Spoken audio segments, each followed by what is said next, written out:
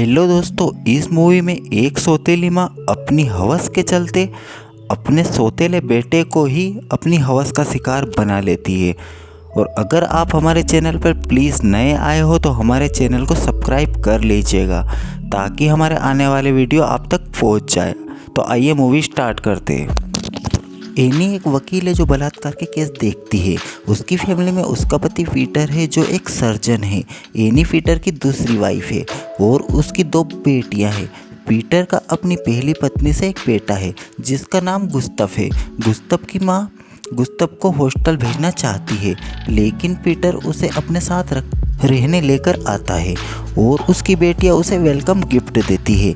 Any उसकी दोस्त से डिस्कस करती है कि शायद गुस्तव उसे पसंद नहीं करता है। एनी को अपने घर के बाहर एक किचन बेड मिलती है जो उसकी बेटी ने गुस्तव को गिफ्ट दिया था।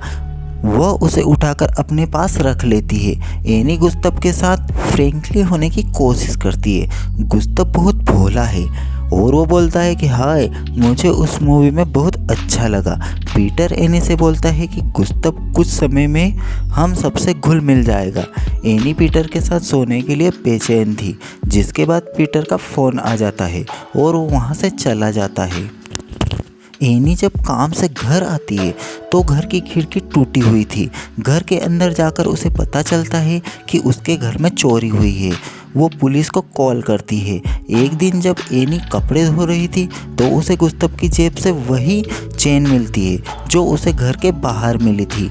मतलब वो चोरी गुस्तव ने ही की थी। फिर वो गुस्तव से इसके बारे में पूछती है, लेकिन वो मना कर देता है क्योंकि एनी वकील थी, इसलिए वो सारे पेतरे जानती थी।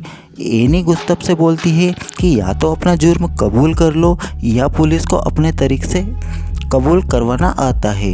लेकिन एनी उसे एक शर्त पर छोड़ देती है और बोलती है कि तुमको हमारे परिवार के साथ अच्छे से घुल मिलकर रहना पड़ेगा, तब मैं किसी को कुछ नहीं बताऊंगी। अगले दिन हम गुस्तव को उसकी लड़कियों के साथ अच्छे से बात करते हुए देखते हैं।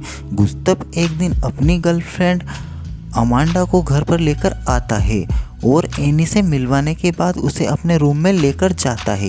एनी अपने रूम में होती है, लेकिन उसे अमांडा और गुस्तव की आ ऊ की आवाज़ आती है और वो आवाज़ें सुनकर खुद को रोक नहीं पाती है और कांच के सामने अपने कपड़े उतारकर खुद को देखने लगती है। उस आवाज़ का उसके ऊपर इतना असर होता है कि वो पीटर के साथ उसी समय गपागप करती है।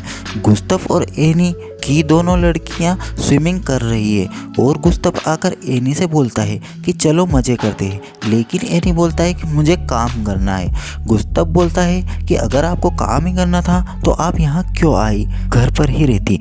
उसके बाद वो गुस्तव के साथ पानी में चली जाती है और वो दोनों एक दूसरे के ऊपर पानी उछालते हैं और बहुत इंजॉय करते हैं और गुस्तव के साथ कुछ ज़्यादा ही फ्रेंकली हो जाती है। वो उसे बोलती है कि तुम्हारी गर्लफ्रेंड के साथ सब कुछ ठीक चल रहा है ना। गुस्तव हाँ कर देता है। फिर वो उससे उसके टैटू के बारे में पूछती है तो वो बोलता है कि ऐसा टैटू मैं आपको बना सकता हूँ। जिसके बाद हम एनी और गुस्तव को एक बार में ड्रिंक करते हुए देखते हैं। फिर वो उसकी गर्लफ्रेंड के बारे में पूछती है। उसकी बातों से ऐसा लगता है जैसे वो उसकी गर्लफ्रेंड से जलती है। तभी गुस्तव का कॉल आता है और वो बोलता है कि मुझे जाना है। एनी बोलती है कि अपनी गर्लफ्रेंड के पास जाना है। गुस्तव बोलता है नहीं, मेरे दोस्त एंथनी का कॉल है और मुझे उसके पास जाना ही होगा। एनी गुस्तव को लेकर काफ़ी सीरियस हो जाती है और वो उसके कमरे में आ जाती है और वो वहाँ आकर अपनी हवस मिटाती है, पर एनी की भूख ख़त्म नहीं होती और जैसे ही पीटर आता है वो पीटर के ऊपर भी चढ़ जाती है। पीटर बोलता है कि कंट्रोल छूट जाएगा, लेकिन वो नहीं मानती। पीटर उसे कमरे में चलने को बोलता है, जिसके बाद वो दोनों अंदर जाकर गपागप करते हैं। गुस्तव को देखकर अब एनी कंट्रोल नहीं कर पाती है और फिर से उसके साथ लग जाती है। फिर वहाँ पीटर आ जाता है और वो एनी से बच्चों के बारे में पूछता है, लेकिन बच्चियों को नहीं पता कि उनकी माँ भैया के साथ है। एनी अपने कपड़े ठीक करके बाहर आ जाती है। अब पीटर के जाने के बाद वो जो काम अधूरा रह गया था वो जंगल में जाकर पूरा करती है। गुस्तव एनी से उसके सीक्रेट पूछता है और रिकॉर्डिंग करता है। एनी की बेटी का बर्थडे था और जब एनी कुछ लेने जाती है तो पीछे से गुस्तव उसे पकड़ लेता है और उसे किस करना शुरू कर देता है। एनी उसे बोलती है कि यहाँ कुछ मत करो, कोई देख लेगा, और उन्हें सच में एनी की बहन देख लेती है। उसे देखकर एनी गुस्तव से बोलती है कि मैंने मना किया था तुमको।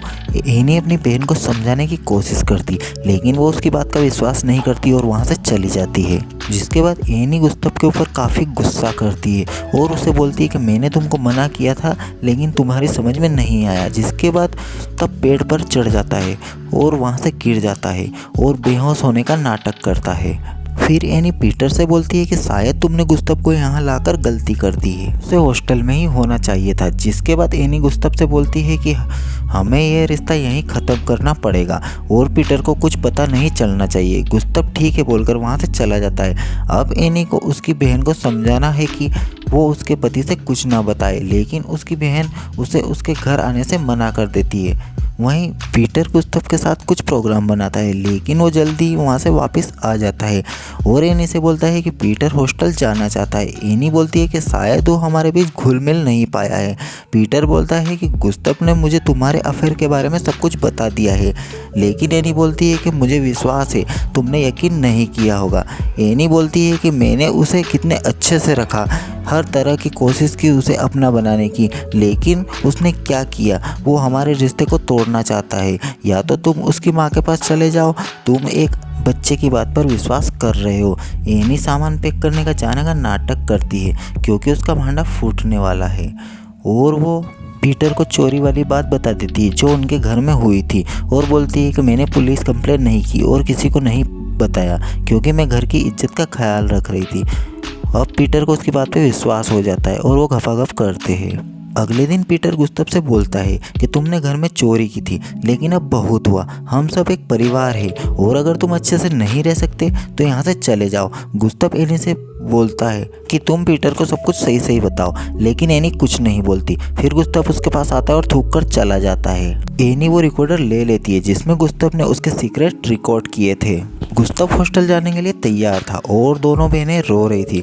गुस्तव के जाने से पीटर भी उदास है और एनी मस्त है। गुस्तव एनी की ऑफिस जाता है और बोलता है कि वो पीटर को सब कुछ बता देगा, वरना वो उस पर केस कर देगा कि एनी ने उसके साथ ज़बरदस्ती की है। लेकिन वो एनी एक वकील थी, वो उसे बोलती कि तुम मेरा कुछ नहीं उखाड़ सकते। घर पर सब क्रिसमस की तैयारी कर रहे हैं और गुस्तव पीटर से मिलने आता है, लेकिन एनी उसे मिलने नहीं देती। गुस्तव एनी को किस करने लगता है और वो बैठकर बहुत रोता है। एनी की बहन एनी को माफ़ कर चुकी है और एनी का बर्थडे सेलिब्रेट करने आई है। तभी पीटर को अपनी पहली पत्नी का कॉल आता है और अपने स्कूल में नहीं है। ये सुनकर पीटर परेशान हो जाता है। फिर वो पुलिस की मदद करने के लिए जाता है और वापस आकर वो एनी को बताता है कि गुस्तव मर गया है।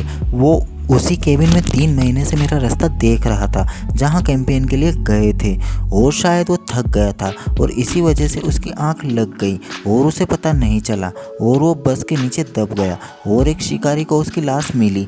ये सुनकर एनी अपने किए पर बहुत पछताती है और पीटर भी गुस्तव की मौत का जिम्मेदार एनी को ही मानता है। आखिर में वो सब गुस्तव की लाश के पास जाते हैं और ये मूवी यहीं एंड हो जाती है। अगर आपको ये स्टोरी अच्छी लगी हो तो प्लीज़ हमारे चैनल को सब्सक्राइब कर दीजिएगा और वीडियो को लाइक कर दीजिएगा। Thanks for watching.